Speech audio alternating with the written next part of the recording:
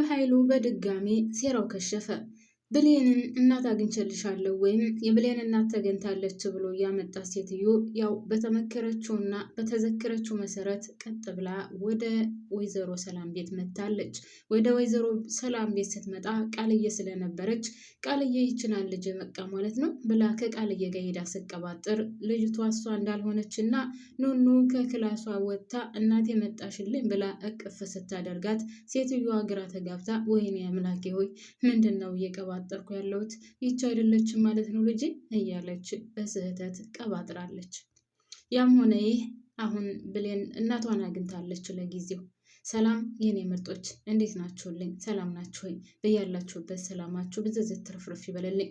ለቻናሉ አዲስ ከሆናችሁ ላይክ እና ሰብስክራይብ እያደረጋችሁ የኔ ፍቅሮች ባካችሁን አበረታቱኝ። ምን አለበት እውነት ጌታ ላይክ አድርጉልኝ፣ ሰብስክራይብ አድርጉልኝ። በቃ በ900 እኮ ቁጭ ብሎ ቀረ ቤተሰብ። ኧረ ተው ግን በአክብሮት ነው የምጠይቃችሁ። ፕሊዝ ስወዳችሁ ላይክ እና ሰብስክራይብ አድርጉልኝ።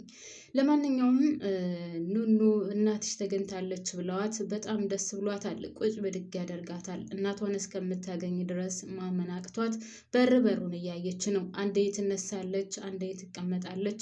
ነገር ግን እቃቃ እየተጫወቱባት እንደሆነና አቶ በኃይሉ አሁንም ሴራው እንዳላለቀ ወይም የሚጎነጉነው ወይም የሚጠነስሰው ጥንስስ እንዳላለቀ ነው። ባይሳካለትም ከአንዱ ሲወጣ ከአንዱ ይገባል፣ ከአንዱ ሲወጣ ከአንዱ ይገባል። ልክ እንደ ካንጋሮ ከቦታ ቦታ እየዘለለ ነገሮች ግን አልተሳኩለትም። ለማንኛውም ውድ ቤተሰቦች አሁንም ቢሆን አቶ በኃይሉ ስለማይሸነፍ ሌላ ጉድ ይዞ ይመጣል ብዬ አስባለሁ። ያመጣት ሴትዮ ሊሳካላት አልቻለም። በስተመጨረሻ ቢሆንም አቶ በኃይሉ እየጠበቀ ስለነበረ በሰዓቱ ብሌንን እንዳገኘች ይዛ እንድትወጣ ስለነበር ፈልጎ የነበሩ ሴትዮዋ ግን እዛ ቤት ነው ያደረችው። ወይዘሮ ሰላም ዛሬ ተዋት፣ ዛሬ እዚህ ሄደሩና ነገ ጧት ይዘሻት ትሄጃለሽ ብላታለች። ይዛ ልትሄድ አሰበችው ደግሞ ወደ መቀሌ ነበር። እናም እሺ ዛሬ ያድራለሁ ብላ ከኑኑ ጋር አብራ ተኝታለች። እዛ በተኛችበት ሰዓት ብሌን እንቅልፍ አልወሰዳትም። የብሌን እናት ተብዬዋ ግን ለጥ ያለ እንቅልፍ ተኝታለች። ወደ አሁኑ አቶ በኃይሉ ይደውላል። አቶ በኃይሉ ሲደውል ብሌን ስላልተኛች ያን ስልክ አንስታ ስታየው በኃይሉ ይላል። እንዴ ቆይ ከበኃይሉ ጋር ምን አገናኛል ደግሞ እያለች በአጽኖት ተገርማ ስልኩን ስታነሳው አቶ በኃይሉ ለምን አልሄድሽም? ለምን እስካሁን አልሄድሽም? እየጠበኩሽ ነው የሚለውን ድምፅ ትሰማለች። ብሌንም ምን ስትለው አቶ በኃይሉ ደንግጦ ኩስስ ብሎ ድራማው ያልቃል ማለት ነው። ውድ ቤተሰቦች ከመጀመሪያው ሲጀምር እንግዲህ እቺ ቃልዬ ተብዬዋ በጥራቃ ምን እያደረገች ነበር? ከአቶ በኃይሉ ጋር እያወራች እያለ ወይም ስታወራ የነበረውን ለእያንዳንዷ ነገር እዛው ቢኒ ሰምቷል። ቢኒ እየተጫወቱባት እንደሆነና በብሌን ላይ ብዙ ነገር ሴራ እያሴሩባት እንደሆነ ስለገባው ሁሉንም ነገር አዳምጦ ተመልሷል። የተፈጠረውን ነገር ወይም የብሌን እናት ናት ተብዬው ወይም የብሌን እናት ነኝ ብላ የምትመጣውን ሴትዮ ሴራውን ማክሸፍ አለብኝ፣ እንደምንም ብዬ ለብሌን መናገር አለብኝ እያለ ለብቻው ቁጭ ብሎ ከክላሱ እያሰበ ነበር። ወደ አሁኑ የብሌን አሳዳጊ እናት መታ ነበር እና ከቤት ገብታ ስትወጣ እባክሽን የሆነ ነገር ላማክርሽ ነበር ይላታል። እሷም ብዙ አልተቀበለችውም ነበር። ዛሬ የልጄ ደስታ ነው፣ ልጄ እናቷን የምታገኝበት ወይም ልታገኝበት ትንሽ ሰዓታቶች ናቸው የቀሩት። ደስታዋን ማበላሸት ስለማልፈልግ ምንም አይነት ሀዘን አልፈልግም ብላው ነበር። እሱም እባክሽን ተረጂኝ ብሎ የብሌን እናት አይደለችም፣ ትክክለኛ እናቷ አይደለችም የሚለውን ቃል ከመናገሩ በፊት ወደ አሁኑ ስልክ የደወለላትና በቃ የምትነግረኝ ነገር ካለ ሌላ ጊዜ ትነግረኛለህ ብላ ትታው ትሄዳለች።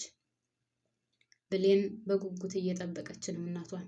መቼም ማንኛውም ልጅ እናቱን በጉጉት እንደሚጠብቀው ሁሉ አስባችሁታል? 10 ዓመት ማለት ነው። ያን ሁሉ ጊዜ አልፋ እየጠበቀች ነው ወላጅ እናቷን ለማግኘት። ስለዚህ ወላጅ እናቷ እስከምትመጣ ድረስ 30 ጊዜ ቁጭ ብድግ እያደረጋት ነው። ትነሳለች፣ ትቀመጣለች፣ በርበሩን ታያለች። ብቻ ግራ ተጋብታለች። ውድ ቤተሰቦች ታሪኩ ግን በጣም የሚያሳዝን ነው። አንድ የእናታችሁ ወንድም አስባችሁታል? የእናት ወንድም ማለት እኮ ልክ እንደ አባት ነው። ግን በዚህ ደረጃ ለነገሩ ሲጀመር አረብ ሀገር ያለን ሴት ወይም ደግሞ አረብ ሀገር ያለን ሰው ኢትዮጵያ ያለው ሕዝብ የማይበድል የለም። በጣም በሚያሳዝን ሁኔታ ለምን እንደሆነ አላቅም። ምን አይነት እድል እንዳለን አላቅም። እውነት አባ ሳይቀሩ እንኳን ሰሞኑን በሶሻል ሚዲያ የሚዘዋወረውን አይታችኋል ብዬ አስባለሁ። ለነብሳቸው አደሩ የተባሉት እንኳን ክህደት የሚፈጽሙ ናቸው። በጣም የሚያሳዝነው ነገር ክህደቱ ብቻ አይደለም ቤተሰብ የሚሰጠን ስም ነው የሚያመኝ ከምንም በላይ እንኳን አይደለምና ይህን ያክል ዓመት ተዘግቶባት አንድ ቀን ሙሉ ቀን እንኳን ሲዘጋብን ምን ያክል እንደሚያቀውስ ነው ያሉት። እንግዲህ ለነብሳቸው አድረዋል፣ የፈጣሪን ቃል በደንብ ያውቃሉ የተባሉት ማለት ነው። አስባችሁታል ቤተሰብ? እና እንጃ እንዳለመታደል ሆኖ እንደ አረብ አገር እንዳለች ሴት ለሀገሩ የሚያግዝ የለም። ቤት አሜሪካን በሉት አውሮፓን በሉት በየትኛውም ዓለም ያለች ሴት ወይም ያለ ወንድም ቢሆን እንኳን አረብ ሀገር እንዳለች ሴት ለሀገሩ ድጋፍ የሚያደርግ የለም።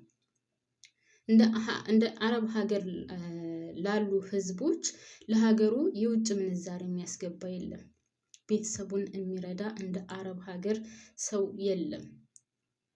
ከሀስከፈ በባህር እግራቸው እየተላጠ መጥተው ነገር ግን እዚህ ከደረሱ በኋላ ደፋ ቀና ብለው ሰርተው ለቤተሰብ፣ ለወንድም፣ ለእህት፣ ለልጅ ብቻ ብዙ ዋጋ ሲከፍሉ ታያላችሁ። ግን እንዳለመታደል ሆኖ የሚሰጠው ስምና የሚደርሰው ነገር በጣም የሚያሳዝንና በጣም የሚያምነው እና እግዚአብሔርን እኔ አንዳንድ ጊዜ በጣም ይሰማኛል። ታውቃላችሁ ይህን ያክል መስዋዕትነት ተከፍሎ ወንድም አስተምራችሁ እህት አስተምራችሁ ልጅ አለው ልጅውን አስተምሮ እናትና አባቱን አስተምሮ እህት ወንድሙን አስተምሮ ምናምን ብዙ ዋጋ ከፍሎ እና ወንድም ሲከዳ ታያላችሁ፣ እናት ስትከዳ ታያላችሁ፣ አባት ሲከዳ ታያላችሁ። የወለደ አባት እኔ አሁን እንግዲህ ይሄ በሶሻል ሚዲያ የሚለውን ተወቱድ ቤተሰቦች እኔ የማውቃት የቅርብ ጓደኛ የምላት በ500,000 ብር በኢትዮጵያ በ500,000 ብር አባቷ ሽጧታል፣ ክዷታል፣ አላቅሽም ስትፈልግ ትሙት ብሏታል። አስባችሁታል ቤተሰብ? እና ምን አይነት እንጃ አላቅም፣ እውነት በምን አይነት ቃል እንደሚገለጽ አላቅም። እና ይሄ ድራማ ልክ አረብ ሀገር ላይ እየተደረገ ያለውን ነገር የሚያጠነጥን የሚያሳይ፣ በነገራችን ላይ ትልቅ ትምህርት ያለው ድራማ ነው ማለት ነው። እውነት ነው የምላችሁ እየሆነ ያለውን ነገር በትክክል የሚያሳይ ነው። በቃ በትክክል ብጥርጥር አድርጎ የሚያሳይ ነው። ወንድም መታመን እንደሌለበት ሁሉም ማለት አይደለም፣ ግን በቃ 99% የሚታመን አይደለም በአሁኑ ሰዓት። እንኳን አይደለም ወንድም እህትና እናትና አባት ራሱ እንግዲህ እንደምታዩት ናቸው። ትልልቅዬ ቦታ ያላቸው ፈጣሪን ይፈራሉ ወይም የፈጣሪን ቃል እንኳን በስነ ስርዓት ያውቃሉ የምንላቸው ሰዎች በዚህ ደረጃ እየካዱና በዚህ ደረጃ እንጃ እኔ ምን እንደምል አላውቅም። ጌታ ምስክሬ በጣም ነው የሚያምኑ እና የዚህ ድራማ ላይ እንግዲህ የምናየው ይህንን ነው። እቺ የ6 እና የ7 ዓመት ልጅ የነበረች ህፃን ልጅ እባክህን አንተ ጋር ትሆንልኝ 2 ዓመት ሰርቼ ልምጣ ብላ ትታ ሄደች ናት። ግን አሁንም ድረስ የእህቱን ንብረት ለመውረስ ሲል የእህቱን ልጅ በዚህ ደረጃ እያሰቃየ ነው ያለው። አሁን የእህቱ ልጅ የሆነ ነገር ብትሞትና ቢገላገል እህቱንም ገሎ የእህቱን ንብረት ለመውረስ ነው። እንግዲህ ይህ ሁሉ ውጣ ውረድ፣ ይህ ሁሉ ወንጀል፣ ይህ ሁሉ ሲቃይ፣ ይህ ሁሉ ድርጊት የሚያደርገው ገንዘብ። ኧረ እኛ ሰው ስንባልስ ምን ይሻለናል? ጌታ ምስክሬ ዛሬ ታይቶ ነገ ለማይደገሙ ለገንዘብ ሲባል ግን ሁሉን ነገር ይሸጣል። ቤተሰብ ይሸጣል፣ እምነት ይሸጣል፣ ህሊና ይሸጣል፣ ሁሉ ነገር ይሸጣል። አያሳዝንም? እውነት የደረስንበት ጊዜ በጣም ነው የሚያማው።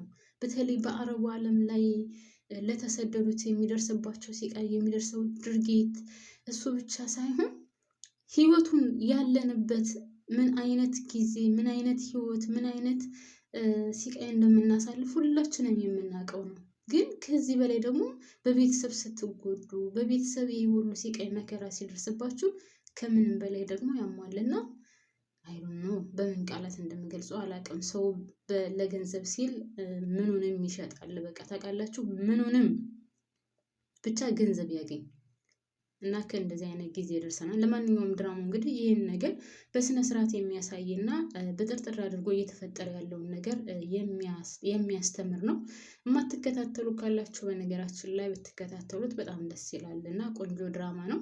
እኔ እዚህ ላይ ያበቃለሁ። አብራችሁን ስለቆያችሁ ከልብ ነው የማመሰግነው። ላይክ እና ሰብስክራይብ እያደረጋችሁ አብራችሁን ሁኑ። አመሰግናለሁ።